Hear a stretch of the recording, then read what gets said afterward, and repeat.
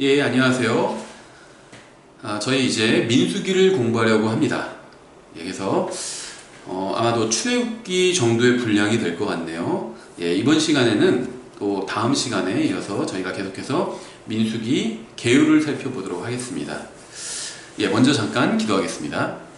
하나님 아버지, 저희가 주님의 말씀 앞에 나왔습니다. 저희가 민수기를 통해서 예수님을 더욱 알 수 있도록 도와주시고 또 예수님과 더욱더 친밀한 교제를 나눌 수 있도록 도와주시기 원합니다.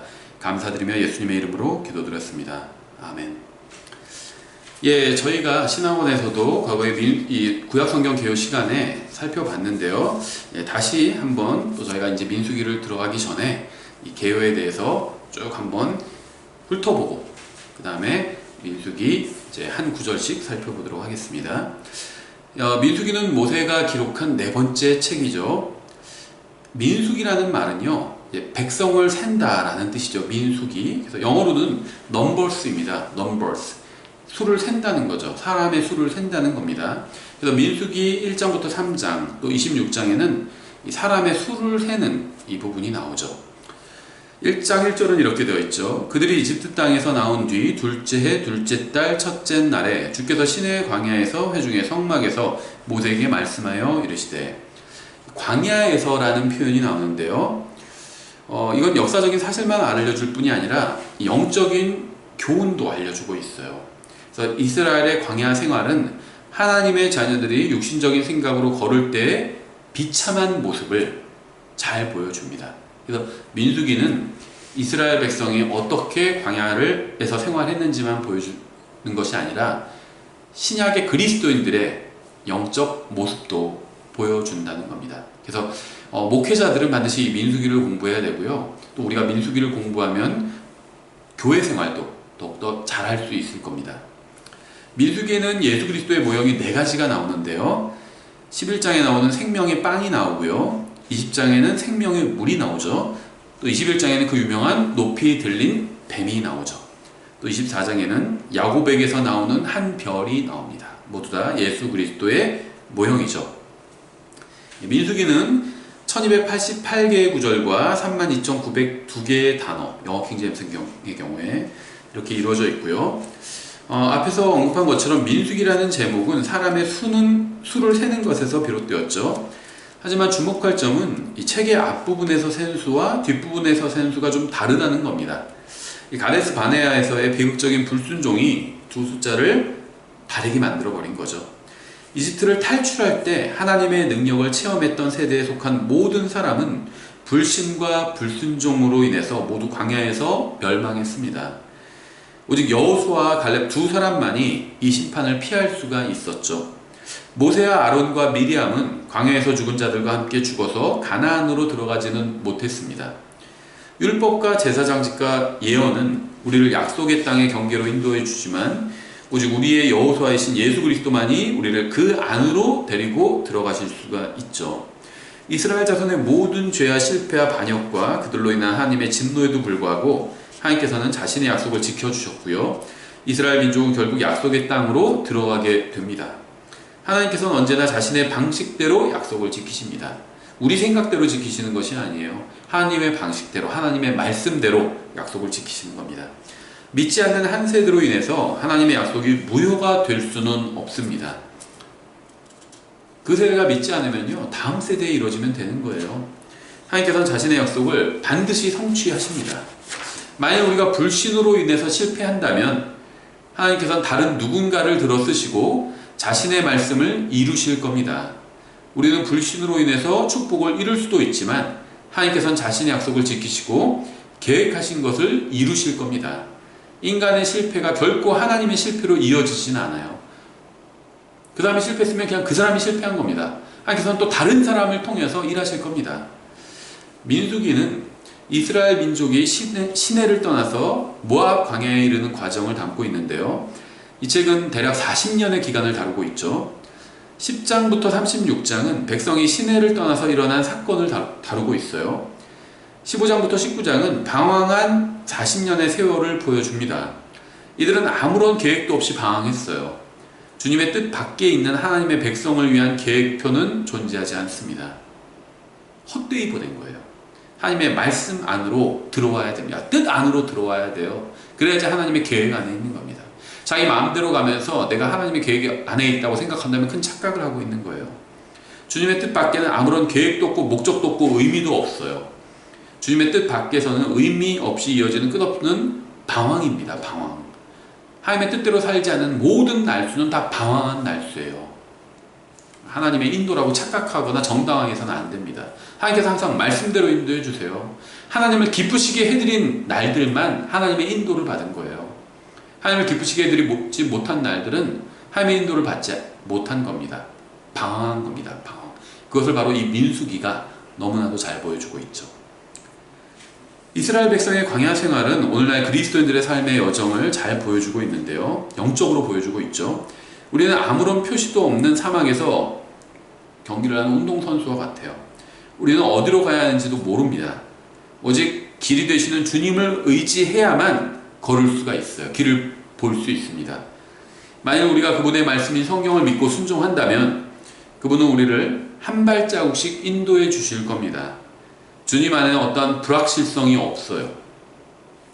그때 예수님께서 다시 그들에게 말씀하여 이르시되 나는 세상의 빛이니 나를 따르는 자는 어둠 속에 다니지 아니하고 생명의 빛을 얻으리라 하시니라.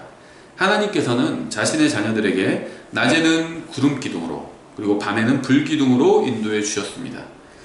하나님께서 한 번에 한 걸음씩 인도해 주신다는 점은 굉장히 중요한데요. 사람들은 가려고 해도 어디로 가야 하는지 몰랐어요. 멈춰야 할 때도 어디서 멈춰야 할지를 몰랐습니다.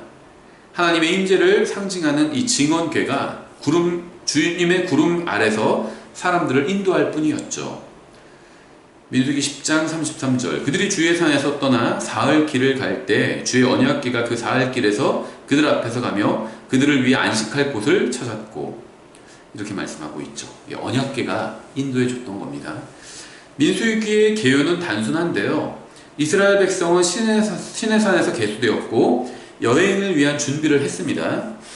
1장 1절과 10장 11절을 비교해보면 민수기의 첫 이 9개의 장에서 흐른 시간이 20일 정도의 기간이라는 걸 알 수 있습니다.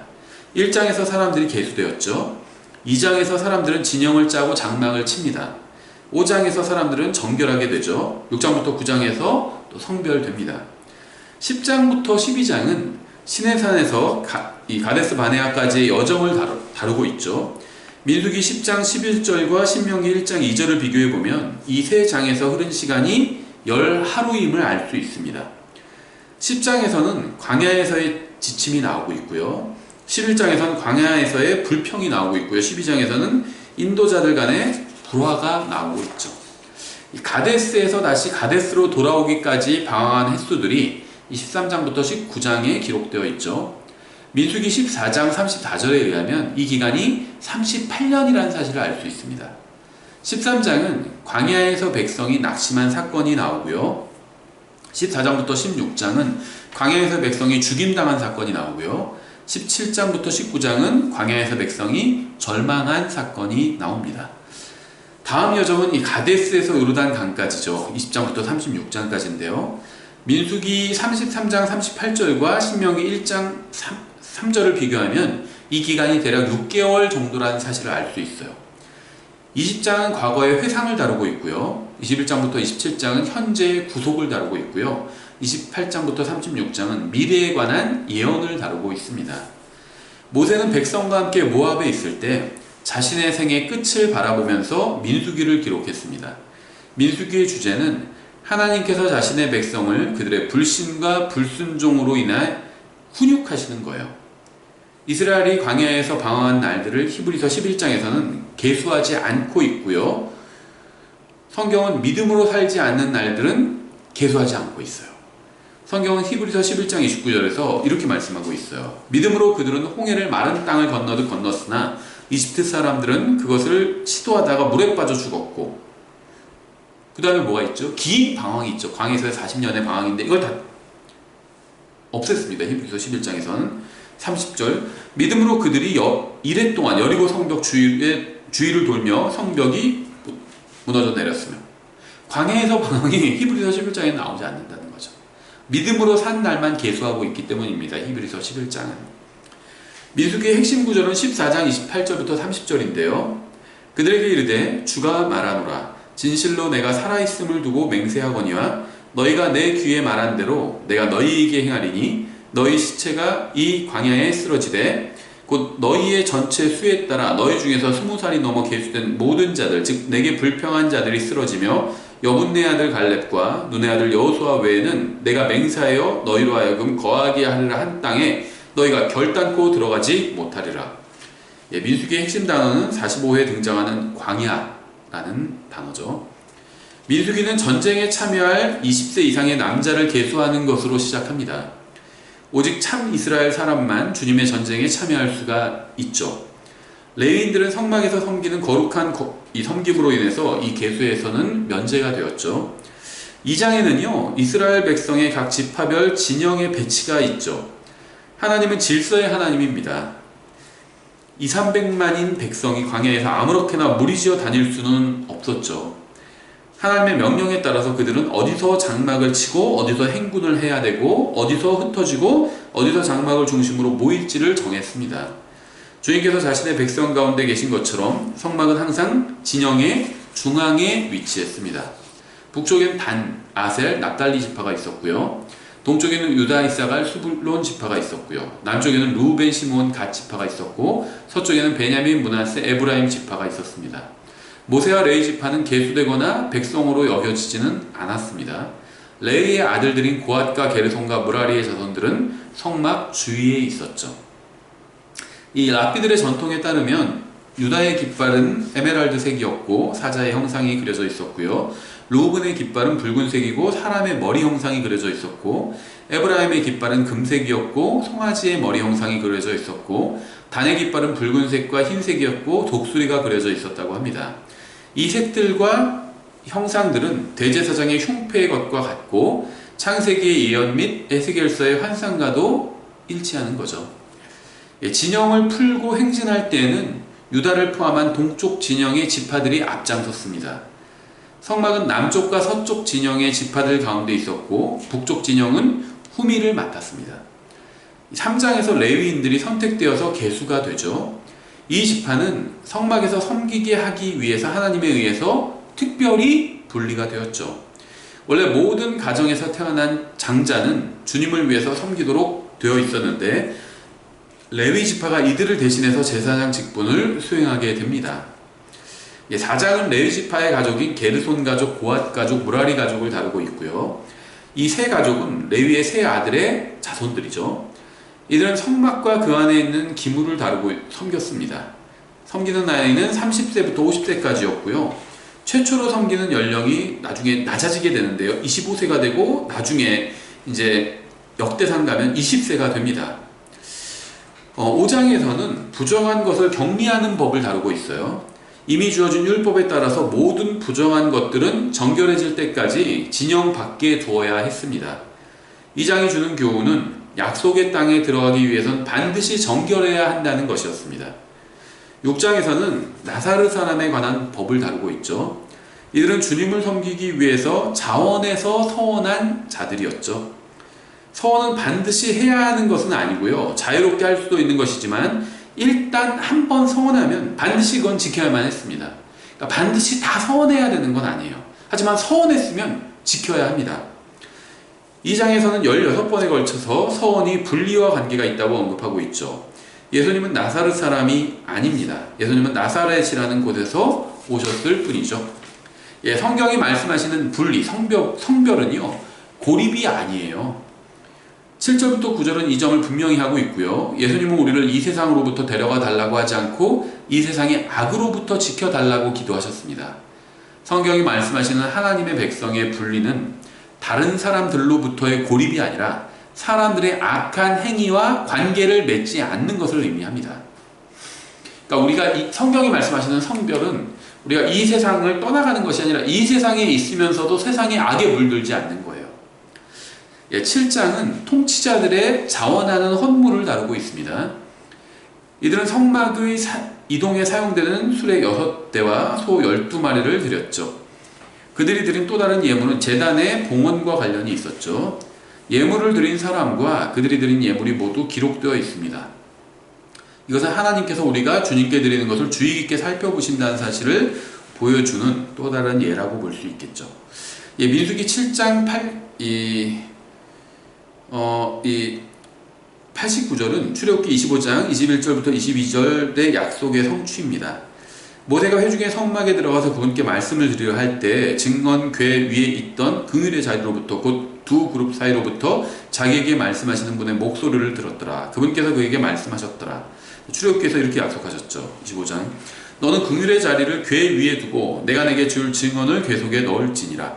거기서 내가 너와 만나고 긍휼의 자리 곧 긍휼의 자리 위 곧 증언궤 위에 있는 두 그룹 사이에서 너와 대화하되 내가 이스라엘 자손을 위해 내게 명령으로 줄 모든 것에 관하여 대화하리라. 예, 8장은 레위인들의 정결례와 봉헌에 대해서 다루고 있죠. 여기서 나온 등잔은 빛을 상징합니다.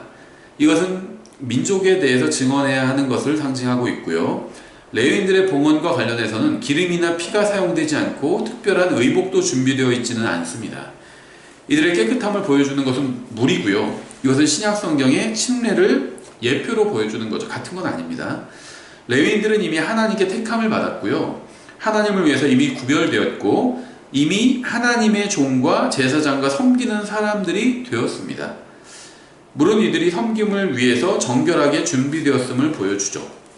9장은요 첫 유월절 기념일입니다. 이것은 아마 이스라엘 민족이 광야에서 지킨 마지막 유월절일 거예요. 10장과 11장은 시내에서 가데스 바네아까지의 기간을 다루고 있어요. 10장에서 다시 여정이 시작됩니다. 아론의 두 아들을 위해서 2개의 은 나팔이 만들어지죠. 여호수아 때에는 7개의 나팔이 있었습니다. 솔로몬 때에는 120명의 제사장들이 나팔을 가지고 있었죠. 나팔은 여행이나 전쟁이나 경배를 위한 모임으로 백성을 소환하는 데 사용이 되었습니다. 10장과 11장은 이집트를 탈출한 후에 14개월 5일이 지난 시점인데요. 출애굽기 18장의 이드로 이야기는 10장 10절과 11절 사이에 들어가야 맞겠죠. 이야기가 시내를 떠난 후에 재판관들을 뽑았죠. 시내산에서 사건이 있기 전에 출애굽기 18장이 기록되었습니다. 11장은 백성이 다베라에서 불평한 이야기를 다루죠. 백성이 이집트의 음식을 떠올리면서 불평했고요. 주님께서는 그들을 벌하셨습니다. 주님께서는 기브롯 핫다아와에서 사람들이 질릴 때까지 메추라기를 보내셨죠. 주님께서는 그러니까 인간이 자신의 육신적 욕망이 얼마나 어리석은 것인지를 깨닫게 하기 위해서 요청하지 않은 것들을 주님께서 보내실 때도 있어요. 성경은 시편 106편 15절에서 이렇게 말씀하고 있습니다. 그분께서 그들이 요구한 것을 주시되 그들의 혼에게 야위게 하는 것을 보내셨도다. 민수기에는 10가지 재앙이 나옵니다. 11장에는 첫 역병이 등장하죠. 하나님께서는 자신의 백성을 구속하기 위해서 출애굽기에서 10가지 재앙을 이집트인들에게 보내셨습니다. 그리고 주님의 구속받은 백성이 주님을 사랑하고 섬기는 데 실패하자 주님께서는 민수기에서 10가지 재앙을 그들에게 보내시죠. 첫 번째 재앙은 11장에 나오는데요. 불평한 자들을 불로 심판하셨죠. 두 번째 재앙도 11장에 나오는데요. 탐욕으로 인해서 불평한 자들을 죽이셨죠. 세 번째 재앙은 12장에 나오는데요. 불평하고 질투한 자를 나병으로 치셨죠.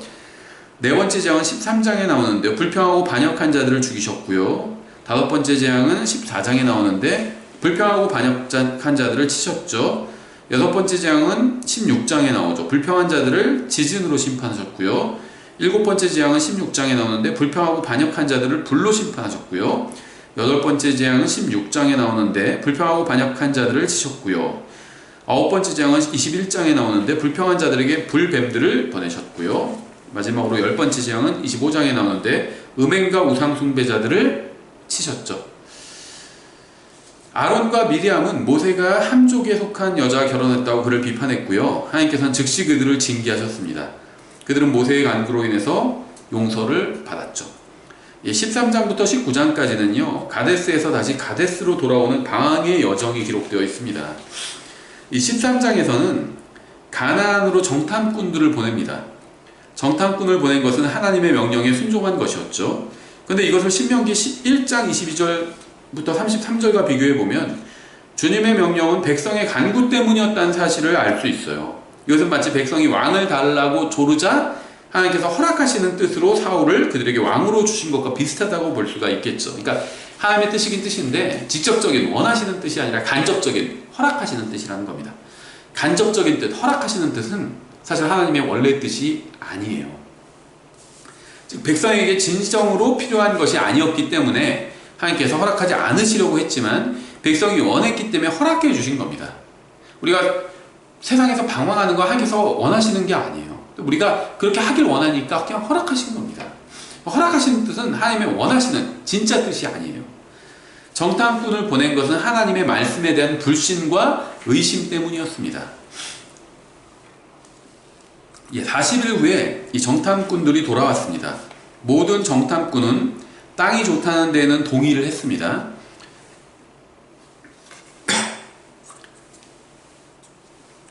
하지만 다수의 정탐꾼은 땅이 좋기는 하지만 정복하기에 매우 어렵다고 주장했어요. 오직 소수만이 모든 어려운 상황보다 하나님을 먼저 바라봤죠. 여호수아와 갈렙은 하나님을 바라보았고 다른 사람들은 하나님의 원수들을 바라보았다는 것이 근본적인 차이였죠. 33절 거기서 우리가 거인들에게서 나온 안악의 아들들 곧 거인들을 보았는데 우리 스스로 보기에도 우리가 메뚜기 같았으니 그들이 보기에도 그와 같았을 것이니라 아니라. 이건 정말 슬픈 일입니다. 다수의 정탐꾼들은 하나님을 먼저 생각하지 않았어요. 그들은 원수들과 자신을 비교할 것이 아니라 원수들과 하나님을 비교해야 했습니다. 오직 여호수아와 갈렙만이 하나님을 보고 주님의 말씀을 붙들었습니다. 하지만 민주주의가 다수결이 승리했죠. 백성은 다수결에 따라서 하나님의 말씀을 따르는 데서 돌이켰습니다. 그러니까 다수결은요 최선은 아니에요. 차선입니다. 차악이에요. 그렇죠. 가장 좋은 것은 무엇일까요? 하나님의 뜻대로 행하는 것입니다. 다수결이 아니에요. 그래서 교회는요 다수결로 무엇을 정하는 것이 아닙니다. 성경에선 다수결로 무엇인가를 정했던 적이 없어요. 하나님의 뜻대로 다수결로 정했던 적은 없습니다. 방금 나오는 것처럼 다수결로 정하면 하나님의 뜻이 아닌 걸로 정하게 됩니다. 모세가 율법을 받으러 갔을 때 백성이 금송아지를 만들었죠. 이건 다수결에 따라서 그렇게 만든 거예요. 여기도 마찬가지죠. 다수결로 민주주의로 정하면요 하나님의 뜻과는 반대되는 것을 정합니다. 이 세상에서는 어쩔 수가 없죠. 다수결로 정할 수밖에 없어요. 하지만 교회는 다릅니다. 우리는 하나님의 말씀이 있잖아요. 성경으로 정하면 됩니다. 그래서 교회에는 성경 교사가 필요한 거죠. 성경을 바르게 알려줄 사람이 필요해요. 그래야지 성경대로 정할 수 있죠. 목사 말만 다 따르라는 말이 아니에요. 목사가 성경을 잘못 가르치면요 쫓아내던지 아니면 그 교회를 떠나십시오.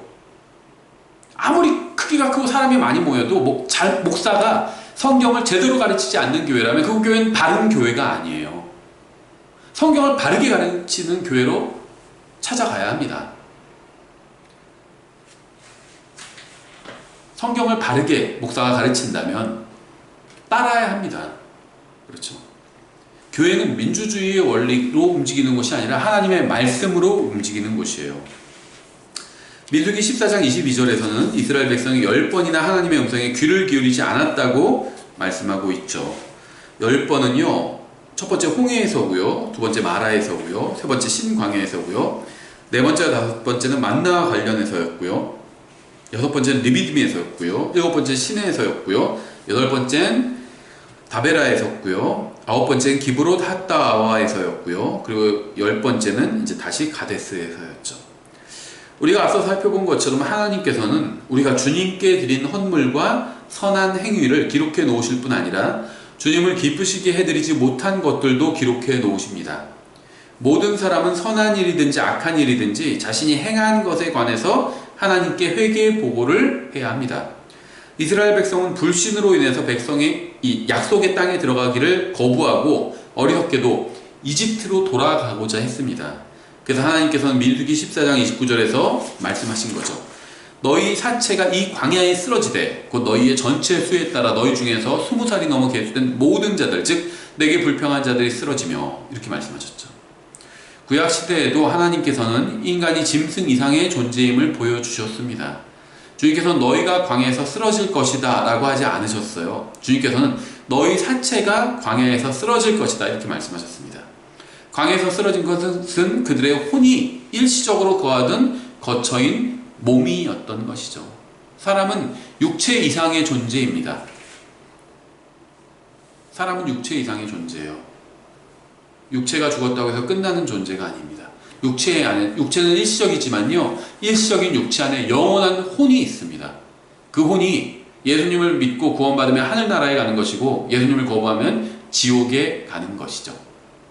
예, 저희가 민수기 계율을 살펴보고 있는데요, 이 15장부터 간략하게 다음 시간에 이어서 또 각 장별 계율을 살펴보도록 하겠습니다. 예, 수고하셨습니다.